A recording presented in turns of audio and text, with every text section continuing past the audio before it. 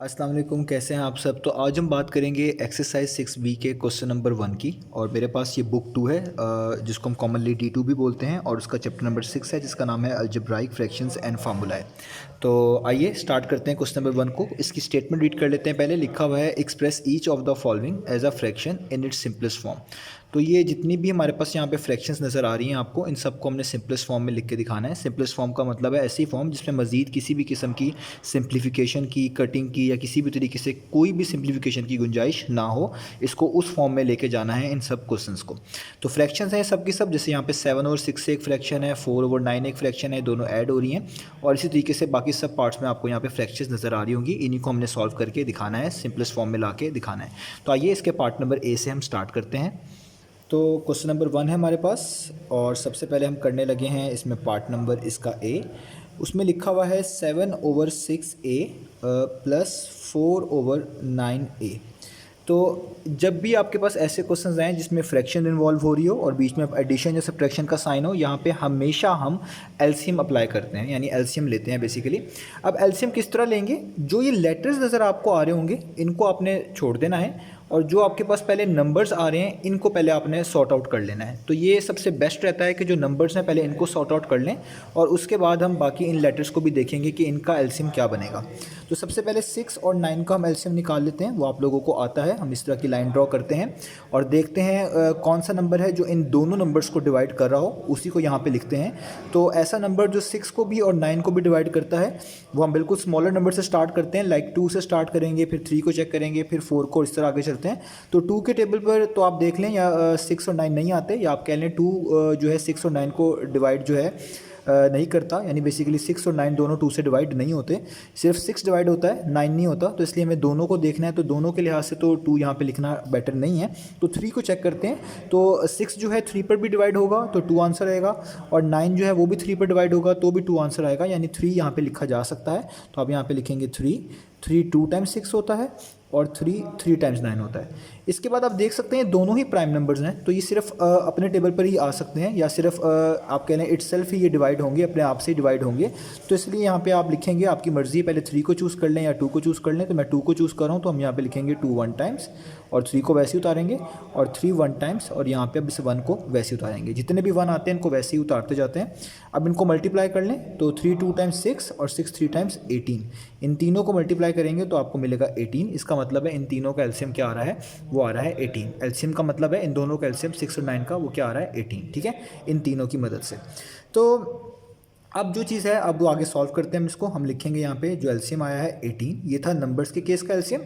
अब इन लेटर्स का क्या करें, तो मैंने क्वेश्चन नंबर 2 भी करवाया है, वो मैं पहले अपलोड कर चुका हूँ इस क्वेश्चन से, तो वो भी आप देखें, उसमें भी आपको इस चीज़ से हेल्प मिलेगी कि जो भी चीज़ सेम होती है यहाँ पे एलसीएम लेते वक्त हम उनको एक मरतबा लिख लेते हैं। जैसे आप देखें यहाँ पे ए है, यहाँ पे भी ए है, इनकी पार्ट्स भी सेम होनी चाहिए, और ये बिल्कुल सिंप्लीफाइड फॉर्म में होनी चाहिए। इससे ज़्यादा सिंप्लीफिकेशन इसमें की कोई गुंजाइश नहीं होनी चाहिए, यानी बिल्कुल फाइनल फॉर्म में होनी चाहिए। तो आप देखें ये ए और ये ए दोनों फाइनल फॉर्म में है, इसमें मजीद कोई भी सिंप्लीफिकेशन नहीं की जा सकती, और ये बिल्कुल सेम है, पार्ट्स भी इनकी सेम है। तो जब भी कोई चीज़ सेम आएगी तो उसको एलसीएम में बिल्कुल एक मरतबा उसी तरीके से लिख लेंगे। तो इन दोनों ए को मैं एक मरतबा यहाँ पे लिख लूँगा। अब नेक्स्ट स्टेप क्या होता है कि जो भी चीज़ यहाँ पे लिखी होती है उसको डिवाइड किया जाता है इस वाली चीज़ से भी, और यानी इस डिनोमिनेटर से भी, और उस पूरी चीज़ को डिवाइड किया जाता है 9a से भी, यानी इस वाले डिनोमिनेटर से भी, और जो आंसर आता है उसको ऊपर से मल्टीप्लाई कर दिया जाता है। जैसे अगर आप देखें, हम 18a को सबसे पहले डिवाइड करेंगे 6a पे, तो आप देखेंगे जो सेम चीज़ होती है वो कैंसिल आउट हो जाएगी। 6 1 टाइम्स, 6 3 टाइम्स, यानी इसका आंसर आएगा 3। जो आंसर आएगा उसको जो ऊपर लिखा होगा नंबर उससे मल्टीप्लाई कर देंगे, तो 7 3 टाइम्स कितना हो जाएगा, वो हो जाएगा 21, प्लस का साइन। सेम यहाँ पे भी करेंगे, 18a को डिवाइड करेंगे 9a के साथ। तो जब भी आप 18a को बेसिकली डिवाइड करेंगे 9a के साथ, तो आप देखेंगे जो चीज़ सेम है, यानी a और a दोनों में सेम है। जिस तरह यहाँ पे वो a कैंसिल आउट हो गए थे, इसी तरीके से यहाँ पे जो a है और यहाँ पे जो a है वो कैंसिल आउट हो जाएगा। और 18 को जब 9 पे डिवाइड करेंगे तो 9 2 टाइम्स 18 होता है, तो जो 2 आंसर आएगा उसको ऊपर वाले नंबर से मल्टीप्लाई कर देंगे, यानी 2 4 टाइम्स कितना हो जाएगा, 8, वो यहाँ पे लिख देंगे।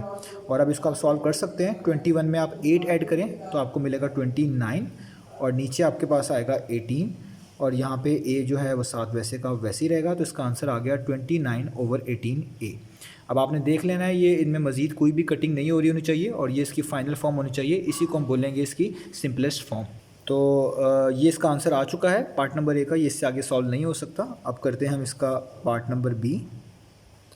तो पार्ट नंबर बी जो है उसमें लिखा हुआ है हमारे पास 3/2b plus 1/3b minus 5/6b।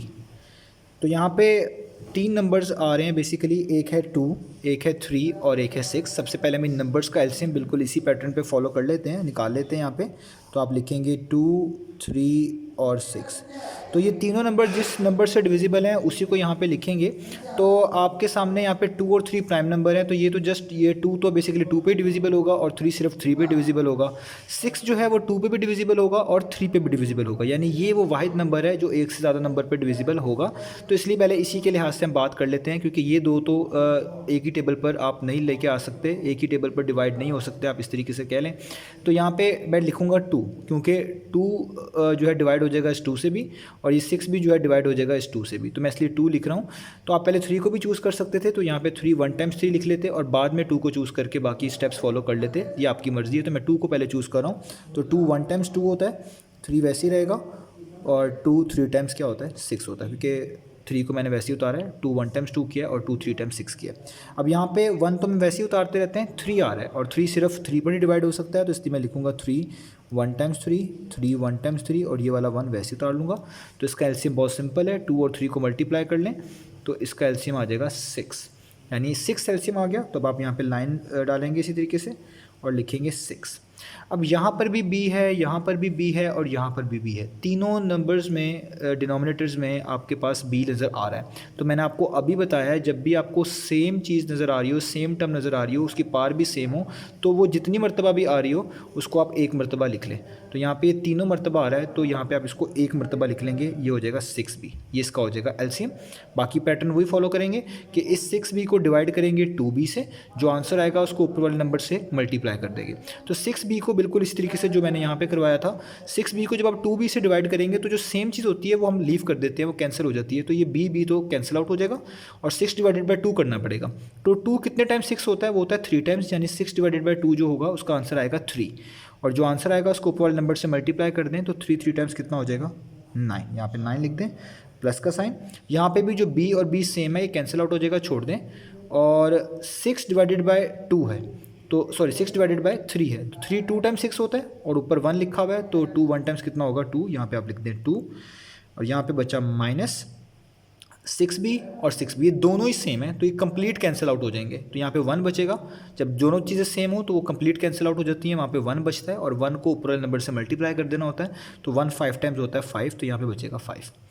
तो अब आपने इसको सॉल्व कर लेना है, तो ये हमारे पास बचेगा 9 + 2, ये बेसिकली हो जाएगा 11, और यहाँ पे बचेगा 5 और नीचे आ जाएगा 6b। तो अब हमने इसको जस्ट सॉल्व कर लेना है, तो ये मेरे पास आ जाएगा 6, क्योंकि 11 - 5 जो होता है वो 6 होता है, और नीचे आ जाएगा 6b। तो आप देखें ये 6 इस 6 से कैंसिल आउट हो जाएगा, तो ऊपर कुछ भी नहीं बचेगा, यानी बचेगा 1 और नीचे बचेगा b, यानी इसका आंसर आ गया 1/b। तो ये हो गया हमारे पास इसका पार्ट नंबर b। आइए इसका डिफरेंट पार्ट देखते हैं कोई। तो हम करते हैं इसका पार्ट नंबर सी। यहाँ पे मैं पार्ट नंबर सी लिखने लगा हूँ। ये लिखा हुआ है 1/3c - 1/3d। तो ये भी बिल्कुल सिंपल है। आप देखें ये दोनों नंबर ही सेम है, और जब दोनों नंबर सेम हो उनका एलसीएम निकालने की ज़रूरत नहीं पड़ती, वो ऑब्वियस होता है कि दोनों नंबर सेम होंगे तो इनका एलसीएम भी सेम ही होगा। तो इसका एलसीएम होगा 3। ये इस तरह का ही है कि जो संबंध चीज़ सेम आती है उसको एक मरतबा लिख लेते हैं। लेकिन आप देखें यहाँ पे सी और डी डिफरेंट है, और एलसीएम में ये रूल होगा कि जब भी कोई चीज़ डिफरेंट आती है तो उन दोनों चीज़ों को, अगर वो डिफरेंट है, उनमें कोई भी चीज़ सेम नहीं है और वो बिल्कुल सिंप्लीफाइड फॉर्म में यहाँ पे लिखे हुए हैं, उनमें कोई और सिंप्लीफिकेशन नहीं हो सकती, जैसे आपको नज़र आ रहा है सी और डी में कोई और सिंप्लीफिकेशन नहीं हो सकती, तो उन दोनों चीज़ों को 1 टाइम लिखेंगे, यानी एक एक मरतबा यहाँ पर लिखेंगे। तो एक मरतबा सी को लिख लें और एक मरतबा डी को लिख लें, तो ये इसका एलसीएम आ गया। तो जो चीज़ सेम थी एक मरतबा, और जो चीज़ डिफरेंट थी उन दोनों को एक मरतबा लिख लिया। अब आपने इस सारी चीज़ को हमेशा की तरह इस पे डिवाइड करना होता है, और मैंने आपको बताया हुआ है कि शॉर्ट करके अगर हम इसको एक्सप्लेन करना चाहूँ तो जो चीज़ सेम होती है दोनों में उसको छोड़ दिया करें, और जो चीज़ डिफरेंट बचती है उसको ऊपर से मल्टीप्लाई कर दिया करें, ऐसे केसेस के अंदर। तो आप देखें 3c और 3c तो दोनों में सेम है, इसको छोड़ दें, सिर्फ क्या बचेगा d, और d को 1 टाइम्स मल्टीप्लाई कर दें तो ऊपर आ जाएगा d 1 टाइम्स d। आप वैसे भी डिवाइड करके देख सकते हैं, तो 3c कैंसिल हो जाएगा, सिर्फ d बचेगा, जो बचेगा उसको 1 से मल्टीप्लाई करेंगे तो ये आंसर आएगा। यहाँ पे देखें 3d लिखा हुआ है, तो यहाँ पे भी 3 और d है, उसके बीच में c है, तो ये 3d तो सेम है ना दोनों के अंदर, तो ये छोड़ दें, सिर्फ बचेगा c को 1 टाइम्स करें तो ऊपर आ जाएगा c। तो इसका आंसर बहुत सिंपल है, यही इसका सिंप्लीफाइड फॉर्म है, तो इसका आंसर आ गया d माइनस सी ओवर 3cd। तो ये था हमारे पास इसका पार्ट नंबर c। आइए इसका डिफरेंट पार्ट देखते हैं। अब इसका हम देख लेते हैं पार्ट नंबर डी। तो इसका पार्ट नंबर जो डी है उसमें लिखा हुआ है f minus 4h divided by 3k minus 2f minus 5h divided by 8k। तो इसका एलसीएम भी निकालते हैं। तो यहाँ पे 3 और 8 है बेसिकली हमारे पास, और साथ के आ रहा है। के तो दोनों में सेम है, मैंने आपको बताया हुआ जो चीज़ एग्जैक्टली सेम होगी उनकी पार्ट्स भी सेम होगी। तो जब आप उनका एलसीएम लेंगे तो उनमें उन दोनों चीज़ों को जो चीज़ सेम होगी एक मरतबा लिख लेंगे, यानी इन दो के लिहाज से तो एलसीएम अगर आप देखें तो यहाँ पे जस्ट के ही लिखना पड़ेगा।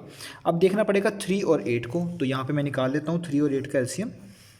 तो 3 और 8 दोनों ही ऐसे नंबर हैं जो किसी सेम नंबर से डिवाइड नहीं होते, तो इनको आपको सेपरेटली करना पड़ेगा। तो मैं लिख लेता हूँ 3 1 टाइम्स 3 और यहाँ पे आ जाएगा 8। इसको मैं ब्रेक करके कर रहा हूँ, वैसे तो यहाँ पे डायरेक्ट भी कर दिया जाए तो कोई इशू नहीं आने वाला, लेकिन मैं कर रहा हूँ ब्रेक करके। तो ये हो जाएगा 2 4 टाइम्स 8, 2 2 टाइम्स 4 और 2 1 टाइम्स 2, और ये 1 वैसे, ये सारे 1 वैसे ही उतारे हैं। तो 2 2 टाइम्स 4 हो जाएगा, 4 2 टाइम्स 8 हो जाएगा, और 8 3 टाइम्स हो जाएगा 24, यानी 3 और 8 का एलसीएम आ गया 24।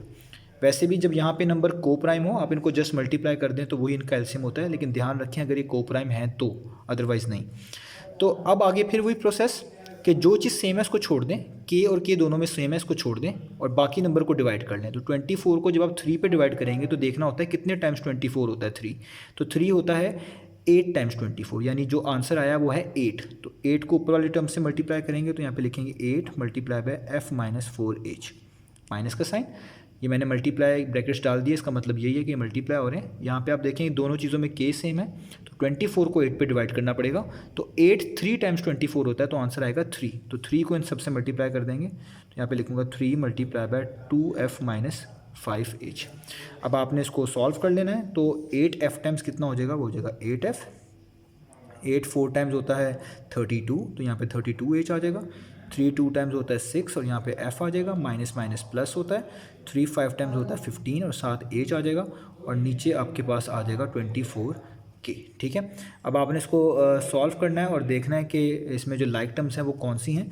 तो आप नोटिस करें ये f और ये f दोनों लाइक टर्म्स हैं। तो 8 माइनस 6 करेंगे तो आपके पास आएगा 2f, और ये है आपके पास बेसिकली माइनस, और ये है प्लस, दोनों h हैं, ये भी h है और ये भी h है। तो प्लस माइनस आपके पास क्या आएगा, आपके पास आएगा माइनस। तो जब प्लस माइनस माइनस आएगा तो इसका मतलब है कि 32 में से आपको 15 माइनस करना पड़ेंगे। तो 32 में से 15 माइनस करेंगे तो 17 मिलेगा, और h साथ वैसे ही लिखना पड़ेगा, और साइन यहाँ पे बड़ी वैल्यू का यूज़ करेंगे, वो 32 है, उसके पीछे माइनस का साइन है, तो यहाँ पे माइनस लगाएंगे, डिवाइड, और नीचे 24 के वैसे का वैसे आ जाएगा। तो इससे आगे ये सॉल्व नहीं हो सकता, तो यही हमारा इसका फाइनल आंसर कहलाएगा। तो ये हो गया हमारे पास इसका पार्ट नंबर डी। अब इसका देखते हैं कोई डिफरेंट पार्ट जो हम यहाँ पे सॉल्व करेंगे। तो पार्ट नंबर ई अब देखने लगे हम। तो पार्ट नंबर ई है, ऊपर लिखा हुआ है 4a, नीचे लिखा हुआ है x माइनस 3y, उसमें प्लस हो रहा है 3a into 3x minus 9y। तो ये क्वेश्चन है, ये आप ध्यान से देखिएगा, ये क्वेश्चन इंपॉर्टेंट भी है। सबसे पहले तो इस चीज़ में आपने ये देखना है कि ये दोनों जो हैं इनमें कोई नंबर्स तो नज़र नहीं आ रहे डायरेक्ट, जैसे कि यहाँ पे 6 और 9 थे सेपरेटली, 3 3 थे, 2 3 6 थे, इस तरह का कुछ नंबर नहीं नज़र आ रहे। ये अटैच्ड हुए हुए नंबर्स हैं विद ऑपरेटर्स, यानी ये मिक्स्ड हैं, पूरी एक टर्म है, अलग अलग नहीं है। तो ऐसे केस में क्या करना है, आपने पहले ये गारंटी कर लेनी है कि ये दोनों जो हैं कोई सिंप्लीफाई तो नहीं हो सकते, कोई इनको मज़ीद सिंप्लीफाई तो नहीं किया जा सकता। अगर किया जा सकता है वो कर लें एलसीएम लेने से पहले। दूसरी बात फिर हम ये देखेंगे कि अगर ये सिंप्लीफाई नहीं हो सकते या हो सकते हैं कर लेने के बाद, या अगर नहीं हो सकते तो वैसे ही फिर इनको एलसीएम की तरफ लेके जाएंगे। तो x माइनस 3y की अगर बात करें, इसमें कोई भी सिंप्लीफिकेशन पॉसिबल नहीं है, ये बिल्कुल सिंप्लीफाइड फॉर्म है, यानी इससे ज़्यादा इसको कुछ भी सॉल्व नहीं किया जा सकता।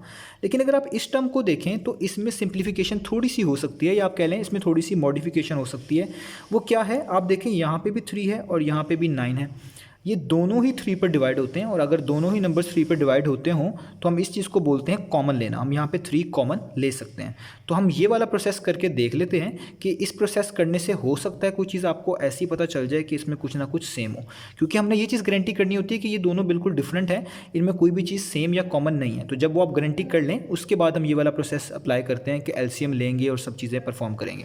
तो आइए वो चीज़ देख लेते हैं। मैं इसके आगे यहीं पर लिख रहा हूँ, तो आपने इक्वलिटी के साथ लिखना है। तो मैं ऊपर लिखूंगा 4a divided by x minus 3y plus 3a divided by, आप नोटिस करें ये दोनों ही 3 पर डिवाइड होते हैं। हमने सबसे बड़ा नंबर देखना होता है जो इन दोनों नंबर्स को डिवाइड कर रहे हो, उसी को हम कहते हैं कॉमन लेना। तो इन दोनों को डिवाइड करने वाला सबसे बड़ा नंबर 3 है। 3 1 टाइम्स 3 होता है और 3 3 टाइम्स 9 होता है। तो आप यहाँ पे वो कॉमन निकाल लें, 3 ब्रैकेट्स डालेंगे, 3 1 टाइम्स 3 होता है, आप यहाँ पे 1 लिख लें या सिंपल x लिख लें, कोई फ़र्क नहीं पड़ता। 3 3 टाइम्स 9 होता है, तो यहाँ पे 3 लिखेंगे और ये वाला y साथ वैसे ही आएगा। ये 3 इस 3 से क्या हो जाएगा, कैंसिल आउट, क्योंकि ये 3 मल्टीप्लाई हो रहा था, ऊपर भी मल्टीप्लाई हो रहा था। तो आपके पास फाइनल फॉर्म बचेगी 4a divided by x minus 3y plus यहाँ पे बचेगा a divided by x minus 3y। तो देखें इस 3 को कॉमन लेने से आपको पता चला कि ये दोनों चीज़ें बेसिकली सेम बन चुकी हैं। पहले ये डिफरेंट थी, लेकिन जब आपने थोड़ी सी सिंप्लीफिकेशन करी तो आप देखें ये दोनों चीज़ें सेम बन गई है। तो अब आपके लिए काम आसान है। तो मैं इक्वल टू डाल के यहाँ पे स्टेप्स कर रहा हूँ, आप इसको वर्टिकली नीचे की तरफ लिख लीजिएगा। तो जब दोनों चीज़ें ही सेम है तो एलसीएम लेना तो बहुत आसान हो गया। आप जो चीज़ सेम है उसको एक मरतबा लिख लेंगे, यानी x माइनस 3y। और जब दोनों चीज़ें सेम होती हैं तो बस ऊपर वाली चीज़ों को देख लेते हैं, वो ऐड हो रही हों तो ऐड कर देते हैं, सब्ट्रैक्ट हो रही हों तो सब्ट्रैक्ट कर देते हैं। उनको नीचे से कोई मल्टीप्लाई वगैरह करने की ज़रूरत नहीं पड़ती अगर यहाँ पे दोनों चीज़ें सेम हो। इसके अलावा और कोई चीज़ यहाँ पे लिखी नहीं होनी चाहिए, जो भी नीचे लिखा हो वो दोनों सेम हो। तो ये भी x माइनस 3y है, ये भी x माइनस 3y है, कैंसिल आउट हो जाएगा, यानी 1 बचेगा। तो 1 को 4a से मल्टीप्लाई करें, यानी ऊपर वाला लिख लें 4a, तो वो काफ़ी होगा। प्लस का साइन यहाँ पे भी x माइनस 3y है, ये भी है, दोनों सेम है, फिर कट जाएगा, 1 बचेगा, तो ऊपर वाला ही लिख लें, यानी a, तो आ जाएगा प्लस। इसलिए मैं कहता हूँ कि जब चीज़ सेम हो तो ऊपर वाला लिख लें, वो काफ़ी है। तो 4a में 1a ऐड कर रहे हैं बेसिकली, तो ये हो जाएगा 5a और नीचे आ जाएगा x माइनस 3y। तो ये हो गया पार्ट नंबर ई का answer, 5a over x minus 3y। अब हम इसका लास्ट पार्ट कर लेते हैं, वो इसका है पार्ट नंबर f। तो वो लिखा हुआ है p plus 3 divided by 2z plus p minus 1 divided by 6z, और लास्ट में लिखा हुआ है minus 2p plus 1 divided by 3z। तो अब हमने यहाँ पे भी पहले एलसीएम ही लेना है, लेकिन मैंने आपको कहा हुआ है आप पहले इंश्योर कर लें यहाँ पे कि कोई और सिंप्लीफिकेशन तो हो नहीं सकती, या हो रही है तो उसे कर लें पहले। तो 2, 6 और 3 तो नंबर्स हैं, तो इनमें तो कोई और सिंप्लीफिकेशन नहीं होगी सिवाय एलसीएम के। जी पहले से सॉल्व आउट हुए हुए हैं, सिंगल सिंगल आप कह लें ये टर्म्स हैं, तो इसमें भी कोई और सिंप्लीफिकेशन नहीं हो सकती, यानी अब आपको एलसीएम ले लेना चाहिए। तो हम पहले नंबर्स की बात कर लेते हैं, 2, 6 और 3, वो यहाँ पे लिख लेते हैं 2, 6 और 3, और इनको एक तरह की इनकी प्राइम फैक्टराइजेशन कह लें कर लेते हैं, क्या इनका एलसीएम निकाल लेते हैं। तो बेसिकली यहाँ पे 2 है, यहाँ पे 6 है और यहाँ पे 3 है। 2 और 6 तो दोनों 2 पर डिवाइड हो जाते हैं, लेकिन 3 नहीं होता। और 3 और 6 जो है दोनों 3 पर डिवाइड हो जाते हैं, तो 2 नहीं होता। तो इसका मतलब है कोई ऐसा नंबर तो है नहीं जो इन तीनों को डिवाइड करें। तो आपके ऊपर आपके पास चॉइस है, आप किसी भी 2 नंबर को पहले कर लें या किसी एक नंबर के लिहाज से पहले कर लें, वो यहाँ पे करेक्ट होगा। तो मैं पहले 2 के लिहाज से कर लेता हूँ, यानी 2 1 टाइम्स 2 होता है, 2 3 टाइम्स 6 होता है और 3 वैसे ही, और ये तो 1 वैसे ही उतारेंगे, तो 3 1 टाइम्स 3 होता है और फिर 3 1 टाइम्स 3 होता है। तो 2 3 टाइम्स कितना होता है 6, यानी इन सारे नंबर्स का जो एलसीएम आएगा वो बेसिकली आएगा 6।